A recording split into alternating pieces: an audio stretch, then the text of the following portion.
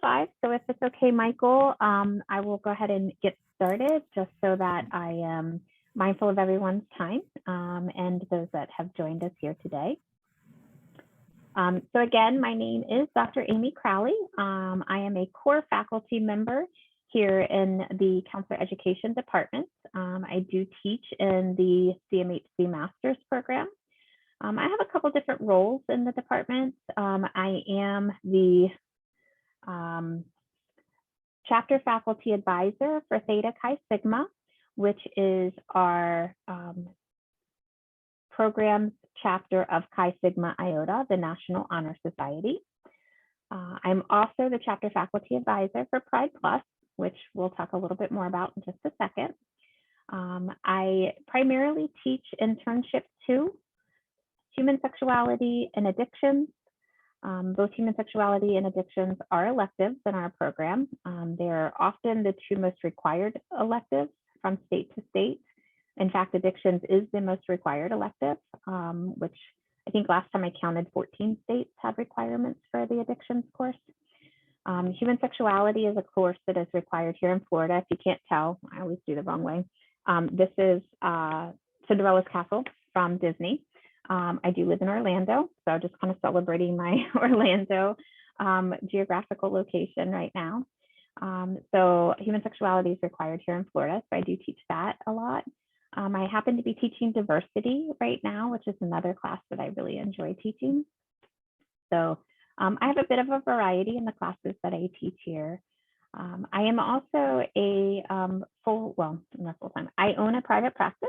I own it with my spouse, who also is a counselor. And I carry a small caseload of clients and supervisees. These are registered mental health counselor interns here in the state of Florida, meaning that they've completed their master's degrees and are getting their clinical hours for licensure. And my clientele is fairly diverse. If you've ever seen my email signature, I have a whole alphabet soup behind my name. I have quite a few credentials. I am a board certified telemental health provider. I have quite a few addiction certifications. I am certified in dialectical behavior therapy.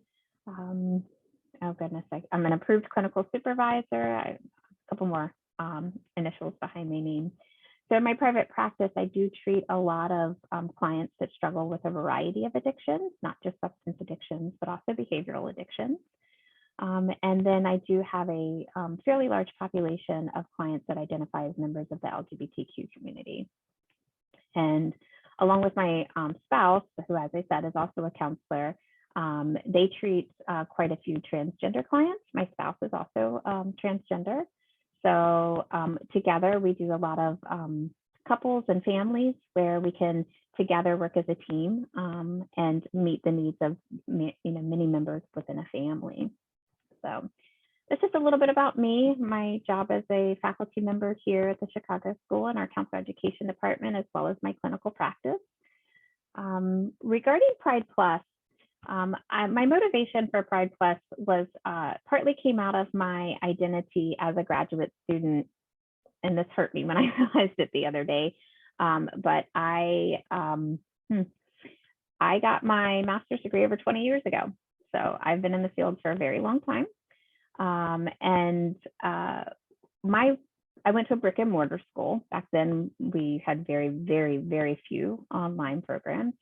And so at my brick and mortar school, we were in a smaller town in South Central Pennsylvania, also known as Amish country. So while I wouldn't necessarily call it conservative in the political sense, we were conservative in a cultural sense. And while there were certainly many, many members of the LGBTQ community on my college's campus, it was a small college and there just wasn't support for faculty or students who identified as LGBTQ. So while I never necessarily felt discriminated against, I didn't really feel like I had a place to go. So moving into my doctoral program, I got my doctoral degree from a university that I choose not to name. And it's because that university doesn't exist anymore. But it was the first hybrid CACREPT accredited doctoral CES program. And we spent a lot of time on campus, but we also spent a lot of time online. So this was my first real experience with having to form relationships with both faculty and fellow students in a very active way. I didn't have passive relationships where I saw my faculty members, every night in class, or I was seeing my cohort members in hallways. It was a lot more like effort I had to put into developing these relationships. And I began to understand how my identity as a member of the LGBTQ community was a bit complicated, as it was such an important part of who I am. But how do I translate that when I'm emailing somebody? And so in my doctoral program, we also really didn't have student groups. We did have chapters of Chi Sigma Iota, but we didn't have student groups that could really meet the needs of students. And so I advocated with our department chair to offer sort of like lunchtime gatherings of student groups around common interests. And I started with something a little bit, what I considered a little bit safer, and that was the topic of substance abuse education. And so I provided a lunch and learn series where I was providing background information on classifications of drugs, impacts of drugs, effects of drugs. Some of the stuff, if anyone in our program has taken addictions, that I don't teach in the addictions class because I really don't have time to teach that with so much else that I need to teach. So I give you the information, but you have to read it on your own. So when I was a doctoral student, I did this like lunch and learn series. And then from there, I started branching out into things like topics for the LGBTQ community. And it was through this process that I met my current spouse, but also I was able to really start to see the needs of students and faculty and sort of wanting to build these relationships. So I've been here at the Chicago School for 6 years now.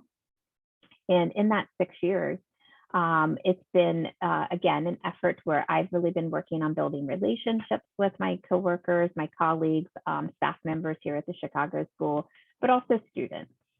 And in doing so, I understand how important our student groups really are for our students. And so a couple of students a few years back had really sort of bonded with me over our identities as members of the LGBTQ community. And in doing so, we talked about how wonderful it would be to have a safe space where we could support other students.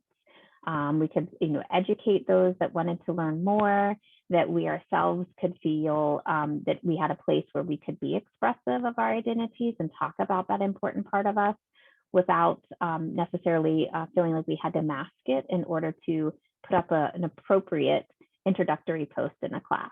And I hear that a lot from students. It's like they kind of filter what they share and don't share, especially if they don't really know who all their classmates are. And so we really wanted this environment where we could provide that safe space for students. And so as we started brainstorming this idea of a group that we wanted to join together and what it would look like, we really recognized that other programs, other campuses even in the Chicago school system also didn't have a student group like this. And we thought, well, if we're all about inclusivity, let's start inviting other people. Let's start inviting students from other programs. Let's start inviting, anyone who really needs this space or who wants to come and learn about the population in a safe place. When I teach human sexuality, I talk a lot about that, about how important it is for us to really provide to students as we're teaching the class a place to try things out. Like I would rather you learn through the process of the class or make an error in class than you do when you're sitting across from a client. And so if we have individuals who want to learn about the LGBTQ community, I would much rather provide them an open, safe platform for learning that than feel like they're out there fumbling on their own. So we talked with the student support department here at the Chicago School in the online campus, and we were able to open our student group up to the entire online campus community. And that has been really enriching for Pride Plus because we've had students from the bachelor's level and certification programs all the way up through doctoral programs join the group. We've had students from a variety of programs in the online campus. And while here in the online campus, we're very behavioral health motivated or focused, I should say, we still do have some diversity. It's really interesting to see how business psychology students present information in a meeting, or our own counselor education and supervision students, a bachelor's of psychology, marriage and family therapy. It's just been really enriching to watch sort of the disciplines come together. So there's our interdisciplinary aspect of it as well. I know that ties into the theme for the virtual conference this year. So, we get a lot of these different perspectives on what the common topic is, which is the LGBTQ community. So we have a few goals for our group. Our group is to offer that safe space where students can come and be their authentic self and find acceptance, not filter unless they feel that they need to. We are also very motivated to provide education to those that want it. And we want to be sort of a storehouse of resources. So we do have guest speakers who come, and anytime they provide presentations or reference lists or resource information, we gather that into a library. The student support department is looking to help us find a central location where we may be able to house that information that students can access on their own. For now, we're just kind of storing it ourselves.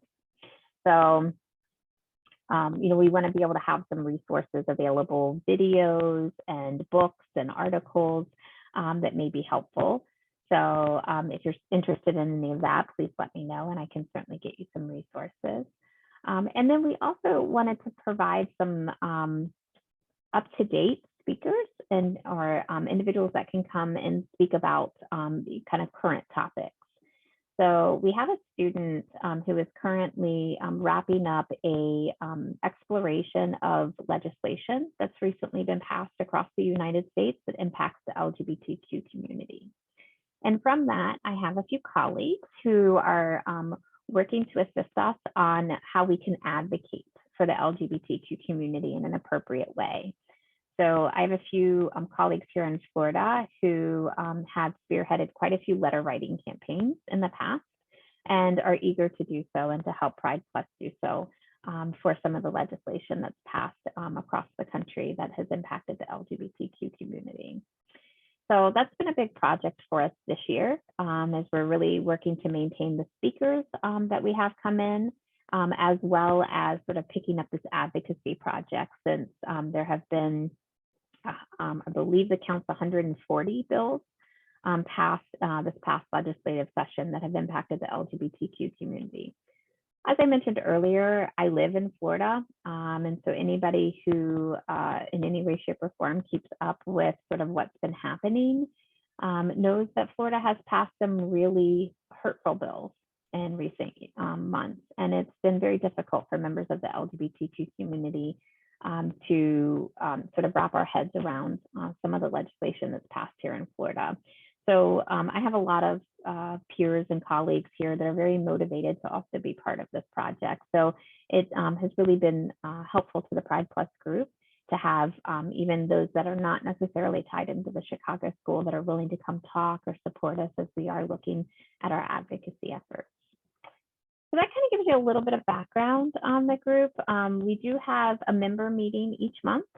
It has been the fourth Wednesday of the month, and we hold it at 7 p.m. Central. That would be the time that we would be offering a guest speaker if we had a guest speaker coming.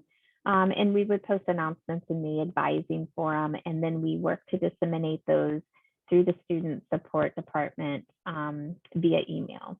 So you in the past have probably received emails about the Pride Plus group meetings and what it is we're doing during the meetings. It is possible that the meeting date and time may change as I am helping to onboard another faculty member who is going to assist in being a faculty advisor as well. And so just trying to accommodate various schedules to the best of our ability. For now, we're meeting on Wednesdays, but I will say just to kind of keep an eye open in case it does change.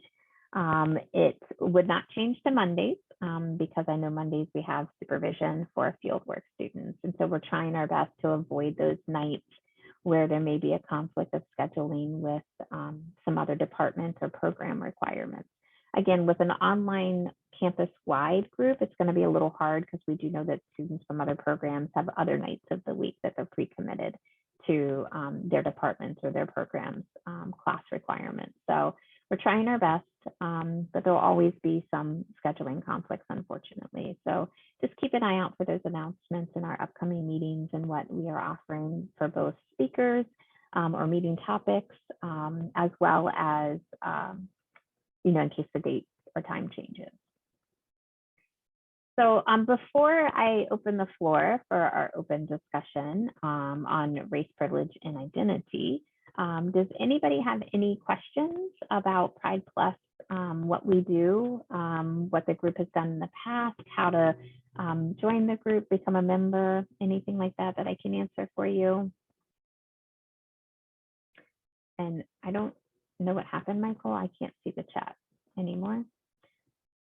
So I don't know if there's questions. I may not be seeing them.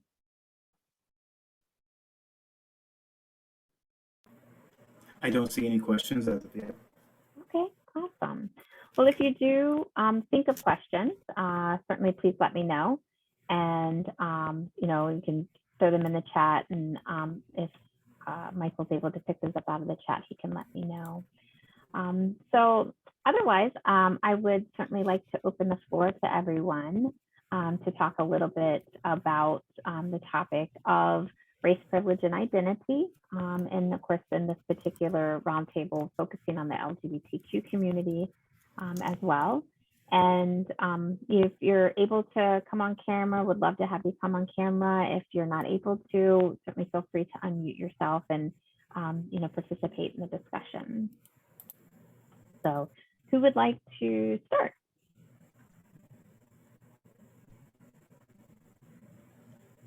We have a question from Michael Pines. Mm-hmm. Michael would like to know, is membership in Pride Plus group restricted to TCSPP students only? Oh, wow, that's a really great question. I'm going to say I have to check. And I only say that because my first response is going to be, well, of course not. I want everyone to come that wants to participate in it.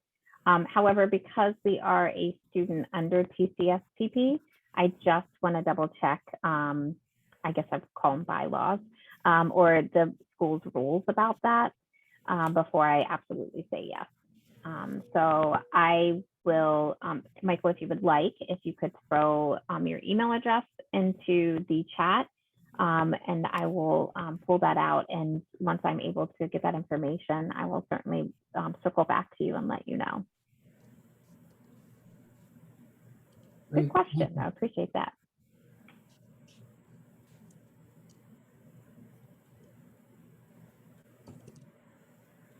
Anybody else have questions or want to kick off our discussion?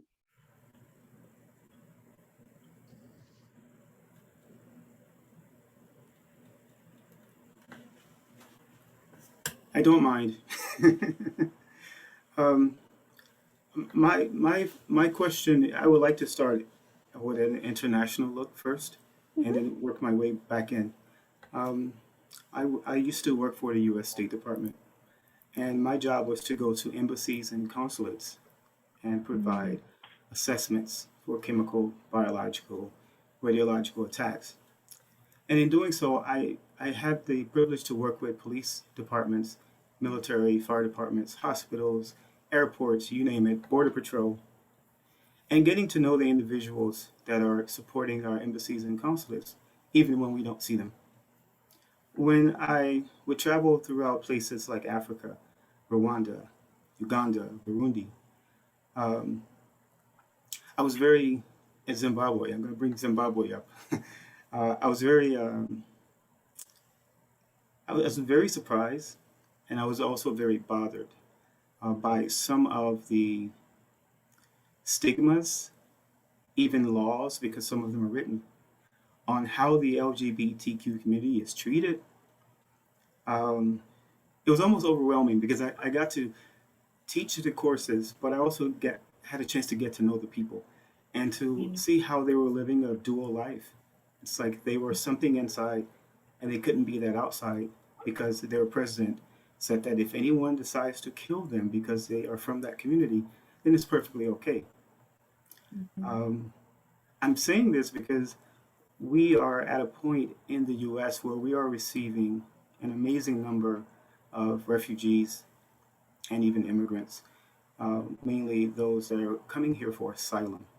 And many of them are coming here for asylum from these nations where the LGBTQ plus community is treated like non-humans. So I'm saying this because I think that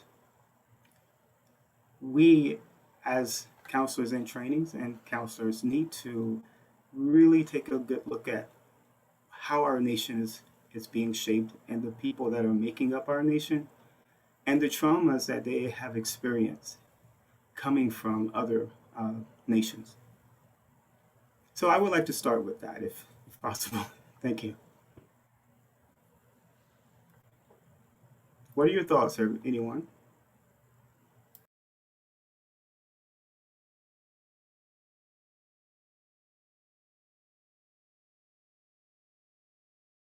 I'm working really hard to try to be quiet because I want other people to share. But let me throw this out there for you, Michael. Is I have actually lived in Uganda twice. I lived there for 3 months the first time and 6 months the second time, and was So you know the Red Pepper newspaper? yes, Yeah. it was a very humbling time in my life, a huge learning point for me. And this was after I completed my master's degree, and sort of before I was very career minded at the time. And so I was in Uganda working with Watoto Child Care Ministries, doing developmental assessments on children for placement in homes, especially as they transitioned out of the orphanage. As a cisgender white female, I was perceived a very specific way by the population. And due to that, I had to behave in a certain way. At the time that I was in Uganda, I was married to a man. And therefore, I was also perceived with a specific sexual orientation, which was at least accepted and did not add one more target on me in terms of when we would be out in public, which was not very often because I had to be under armed guard at all times. Yes. Anytime I would, leave I worked in a village, but we lived in a separate housing location. So anytime I left the housing location or I left the village, anytime I was in transport, I had to be under armed guard. So it was very obvious the view that the country has on the LGBTQ community. And while I have never been quiet about my identities, I do mask some of them, and I have had the opportunities of privilege in being able to hide them in situations in which my safety was of concern. But it's always been really important to me to be authentic and genuine at the heart of it, because I want to represent those that may feel underrepresented. We have students in our program who have specifically said to me that it's been important for them to be able to look at a faculty member and see themselves. When they may doubt that they are able to achieve certain things or accomplish certain things. I know it's kind of hard to see on camera, but I also am very heavily tattooed. And so, for students, I can remember one of our in-person residencies, a student came up to me just crying because she was like, Dr. Crowley, you're queer and you're open about it. You have tattoos, like you're me. And if you can do it, I can do it. And I'm like, absolutely. So when I lived in Africa, though I wasn't as open with my sexual orientation, my advocacy and awareness for the population was very important to me. And because of that, I actually had kids who would talk to me about feeling like they were not heterosexual or cisgender. And while they didn't necessarily have the language, they weren't taught the language, they knew how they felt. Mm-hmm. And, I think in regards to your question about, these refugees that are coming to America, it's really important to understand that the world in which they lived in may not have even given them language to understand their identities or how they feel. or what's going on inside of them. Because I'll be honest, my spouse is a transgender man, didn't have the language either when he was young. And he grew up here in the United States. He actually grew up here in Florida, and was born in Miami, which is oftentimes considered a somewhat progressive area, especially for the LGBTQ community, but didn't have the language to say, oh, I know what being transgender means. So I think in working with these refugees, language is going to be so important, not just the language barrier, but an understanding of terms that here in the United States are still often very confused or confusing. And I'll speak for the LGBTQ community to say, we do change our terms.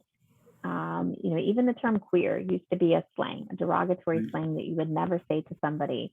And now many members of the LGBTQ community own it, and we give it power for us, and we don't allow it to take power from us. But individuals from other countries won't have those same experiences. They won't have the same language. And so imagine trying to rectify feelings of being different or being wrong. Many African countries have been colonized under a Christian religion, and so have some very firm religious views that have been imposed on them. It is not uncommon for there to be some, for them to meet with a counselor and to not have the language to say, oh, I'm gay. Just not even know how to express that. And so I do think it's a really important topic, and I do hope others will chime in as well to talk about how we can really meet these individuals where they're at, with the understanding that they may not even know what word to apply to it. Thank you. We have a question from Hannah. What should non-LGBTQ plus advocates keep in mind if they want to work in the advocacy realm of counseling? So this is, I think, an opportunity for me to, if you haven't heard these terms, there's research out there on them, and I love the inclusion of our third term. So we have an ally, an advocate, and an accomplice.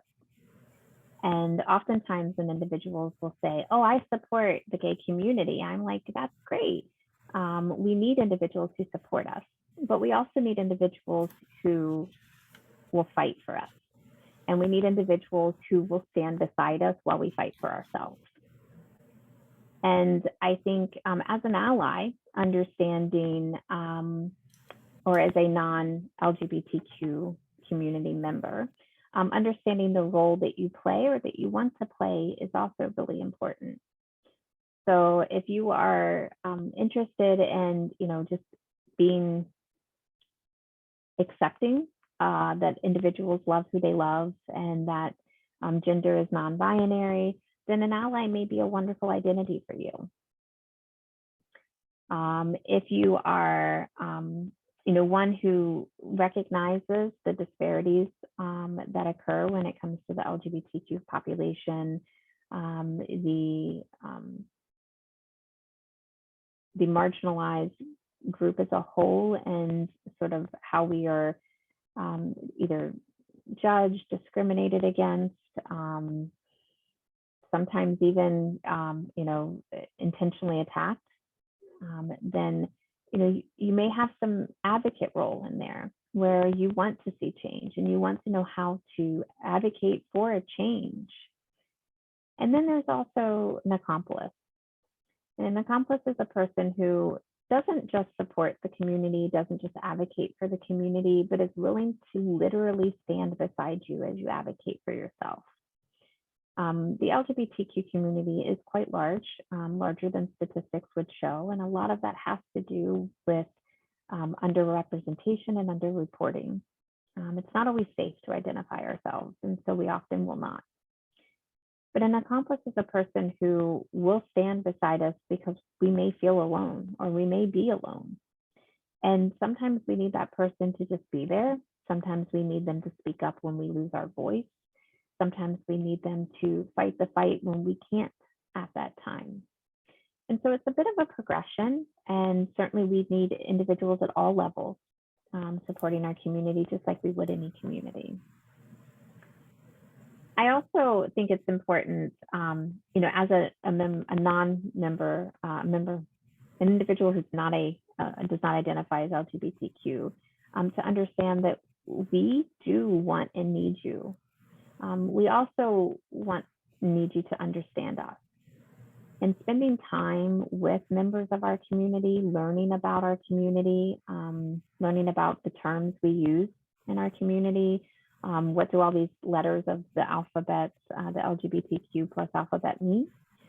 What is important to us? What are we fighting and advocating for?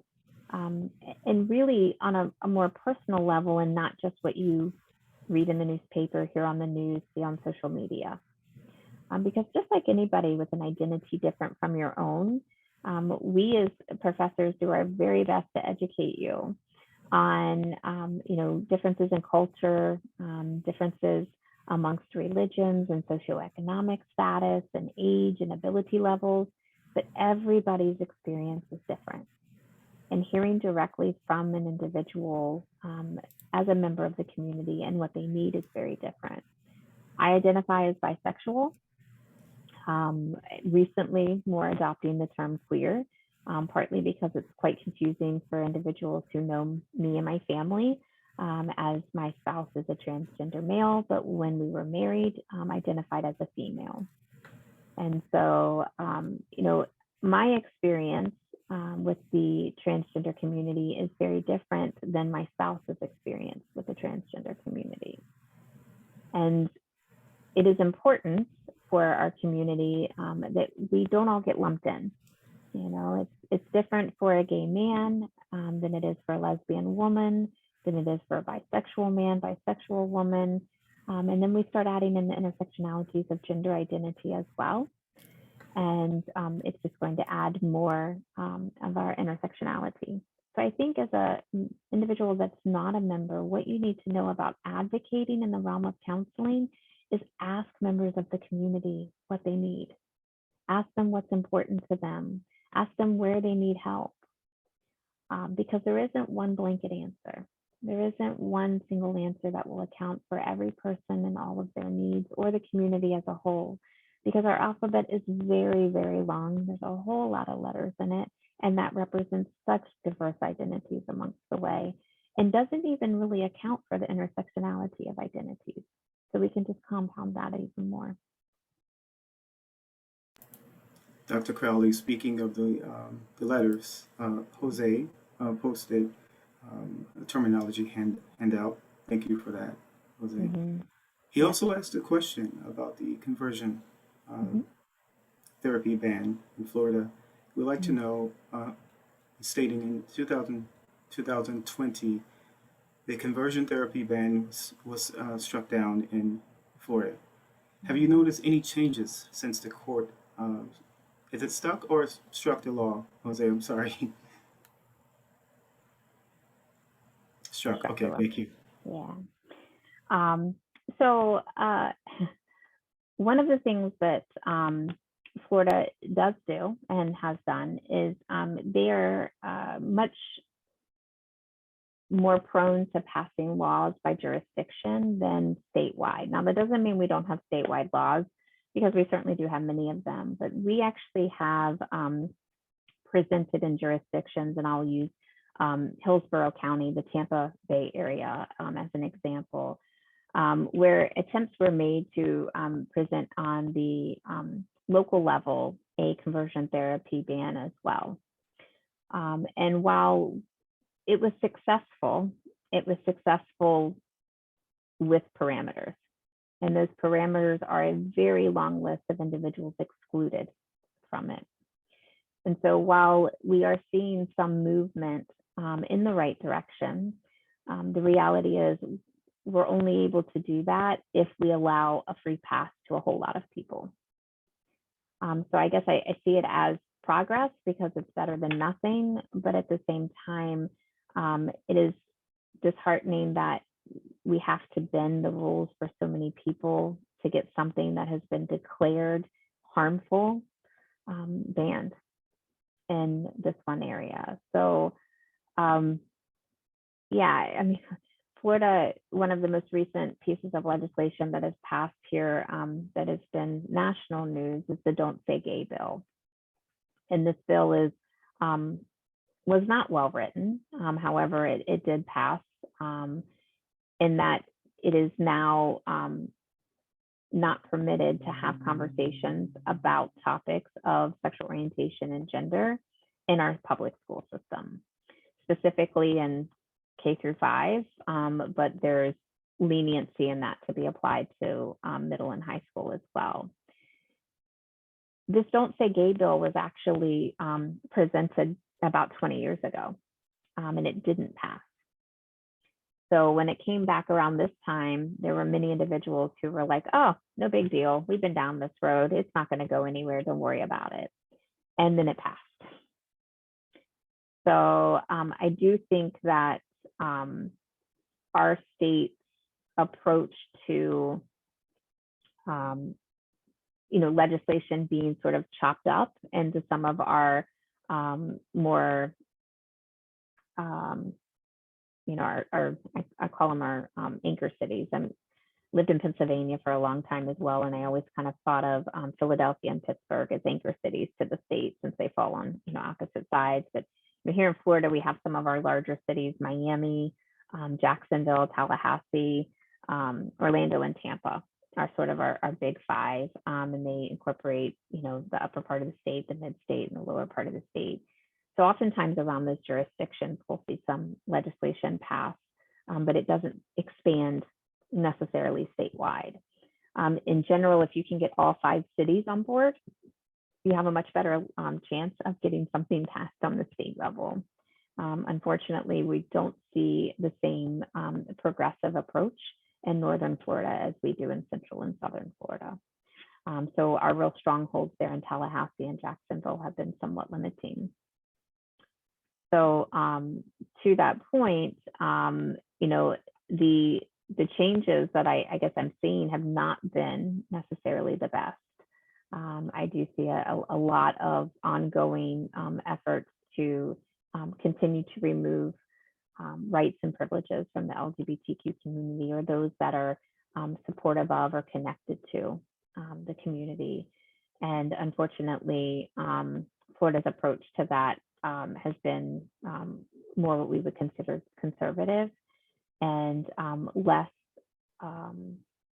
progressive in that way. So I don't know if that specifically answers your questions or if you would like some more examples from various parts of the state. I think here lately I've been more on some of these statewide bills that have passed, but there certainly are jurisdictions within Florida that have been doing some good things and some not so good things when it comes to the LGBTQ community.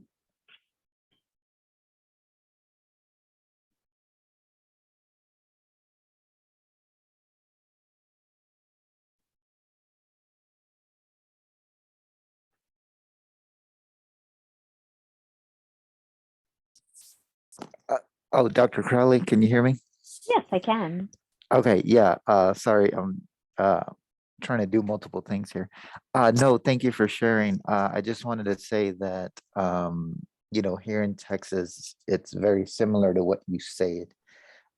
We have what we call the Texas Triangle: Dallas, Houston, San Antonio, and that makes up 50% of the population. But because Texas is so big, from Texarkana to El Paso, that's I would probably close to a 12-hour drive. So because landscape wise, they're so big and so sparse, you have a lot of these different laws that are being put, and specifically here in Dallas, there are LPCs that claim to be conversion therapists. And what the LPC board, or it's called the BHEC Behavior Board, has said is that because the law states that you know, in Texas, they can have, you know, the conversion therapy designation, then it's not an ethical violation for an LPC or a social worker or psychologist to call themselves a conversion therapist with whatever license that they designate. So, you know, to me, that is a big ethical dilemma. And that's why, you know, I was very curious what the landscape in Florida looked like.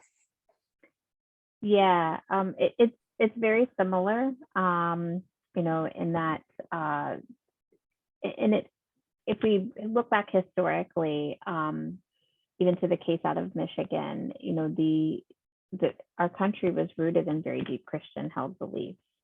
And so the separation of church and state doesn't clearly happen. And oftentimes those, you know, the freedom of speech, the freedom of religion come up as reasons for permitting variances to our theoretical our theoretical approaches, the interventions that we use. And unfortunately, and I think Tennessee's, you know, even another example of this is, you know, we may hold our code of ethics to be so strong, yet it's not a universal code of ethics. Here in Florida, we're actually tweaking some of our licensure laws to expand the breadth of individuals who will be eligible for licensure in our state. And while it's previously been limited to those with degrees in clinical mental health counseling, Florida is now going to open clinical mental health licensing to those with a master's in psychology.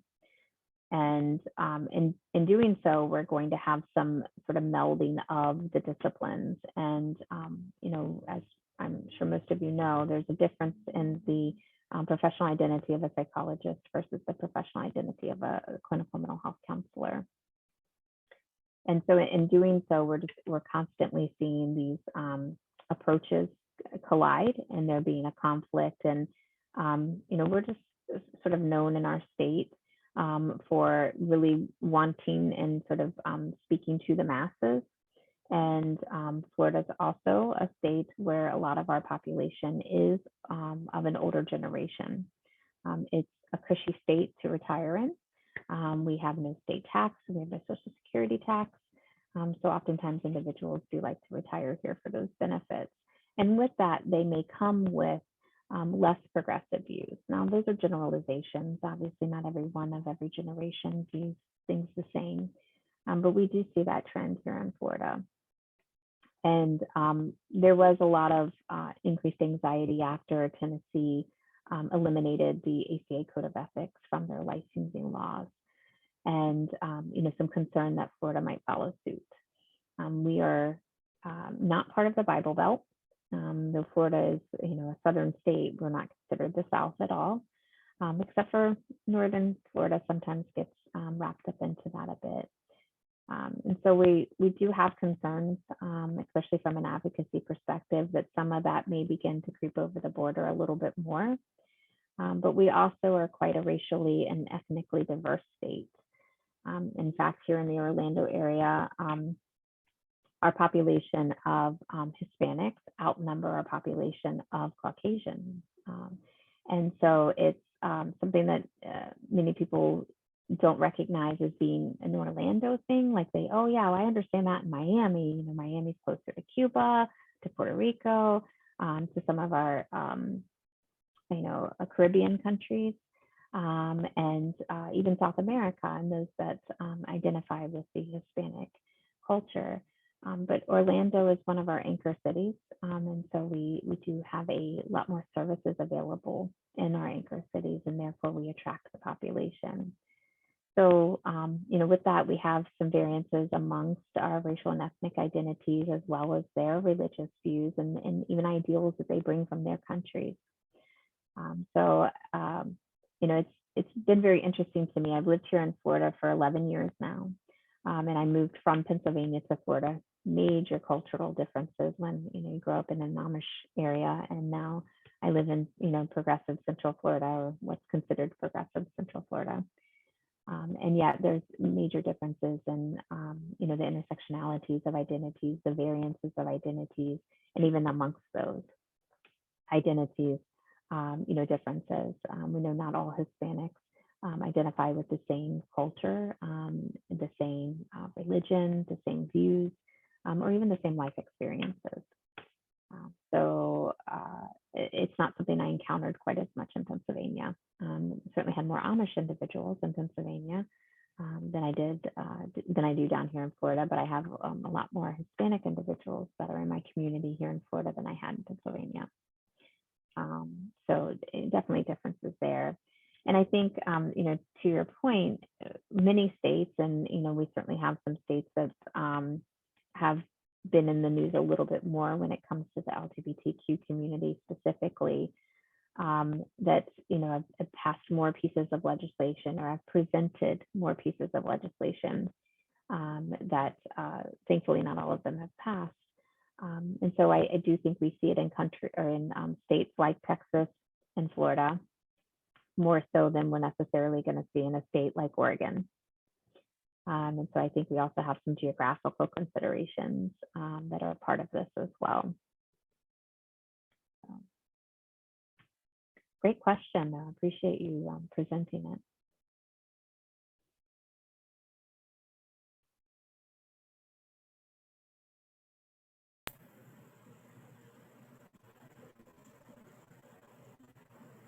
Oh, I think I found my chat, Michael.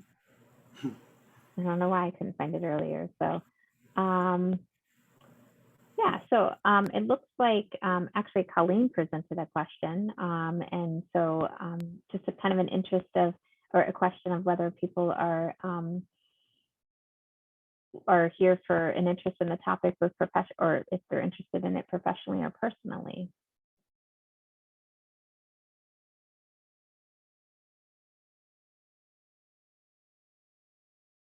Or maybe both. Good afternoon, everyone. Mine is more on a professional basis of being able to work with the LGBTQ population. I have had some work with them, and then I do a lot of work with, especially when I'm working with children or adolescents, because of the fact that, they go through a lot of questioning and unsure, and then in trying to help their parents to understand what's happening with the children at the time, because a lot of times we have parents who have a difficult time with children who are LGBTQ. So. Thank you. Appreciate you sharing.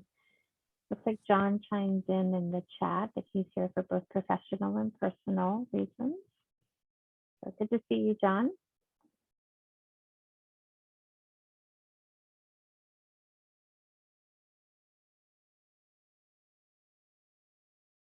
Can I call on you, Tori? Yeah. So your interest in being here, is it professional, personal, or both? Both. So I do identify like as a lesbian. And professionally, I'm a family-based therapist, so I do get kids who are also in the community, and I find the work to be really helpful, especially when I come in.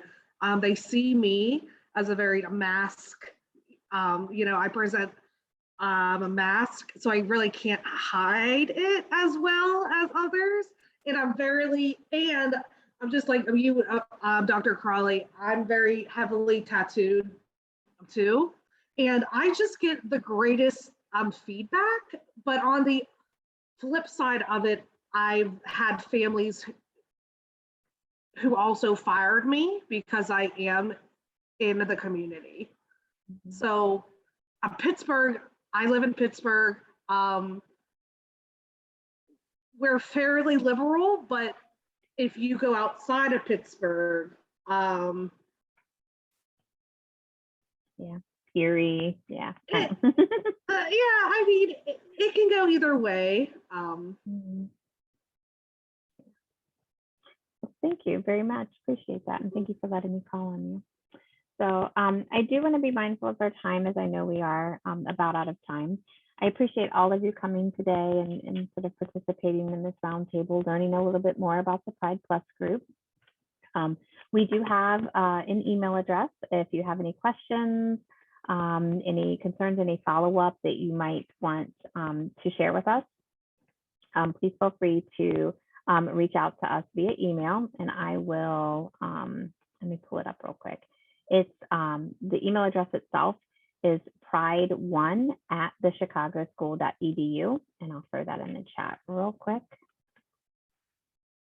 So you can certainly send us some communication, questions, concerns, follow up, anything that you might have. Either myself or Heather Deshane, she is a doctoral candidate in our Counselor Education and Supervision program. She is the doctoral student advisor for the Pride Plus group. So one of us will get back to you through the email. But otherwise, I want to thank you all again for coming today. It was wonderful to see you, and I look forward to seeing some of you again at a Pride Plus meeting, or maybe even in classes or advising. And I hope that you all have a wonderful day. Bye. And Michael, can you stop the recording too, please?